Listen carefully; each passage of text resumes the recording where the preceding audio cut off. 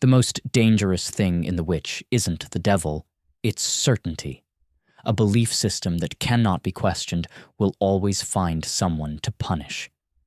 And in this family, that person is Thomasin. The witch doesn't ask whether Satan is real.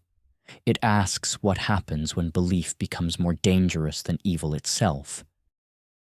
Most people describe the witch as a possession story, a goat, a forest, a young girl tempted by evil, and on the surface that reading works. But it ignores the most important detail in the film. Nothing supernatural needs to happen for this family to fall apart. Because long before the devil speaks, the damage has already begun. This family doesn't live in faith. They live in terror of being wrong. Every misfortune becomes a test. Every accident becomes a warning. Every emotion becomes a potential sin. Their belief system offers certainty in a chaotic world, and certainty is comforting until it becomes rigid. Because when doubt is forbidden, someone must be blamed. Religious paranoia doesn't ask questions.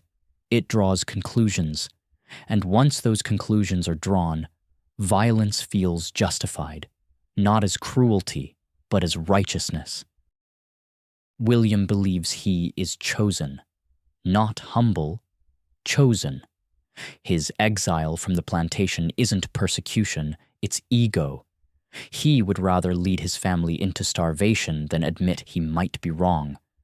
When the crops fail, he doesn't question his decisions. He questions God. And when God doesn't answer, he looks for another explanation.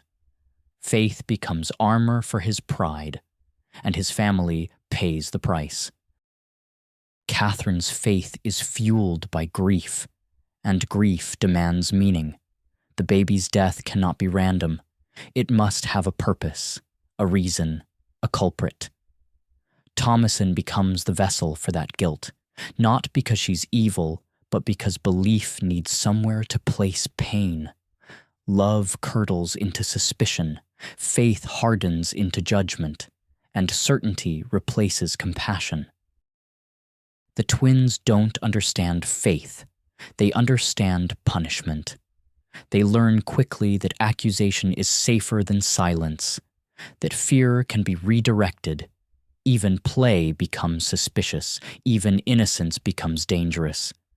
In a household ruled by judgment, everyone becomes both witness and executioner. Black Phillip doesn't manipulate. He doesn't whisper lies. He waits. Because religious paranoia doesn't need temptation. It creates its own. The devil wins not through action, but through patience. By the time he speaks, belief has already done the work for him. By the final act, Thomasin has no path left. She has been accused, isolated, beaten, stripped of identity, not because of sin, but because she exists.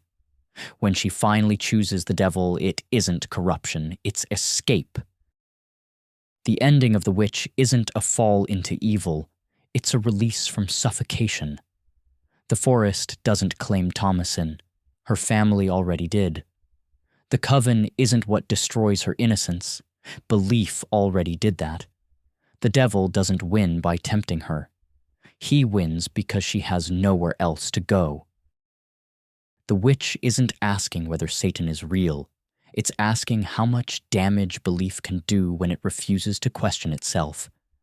And by the time that question is answered, there's no one left to save.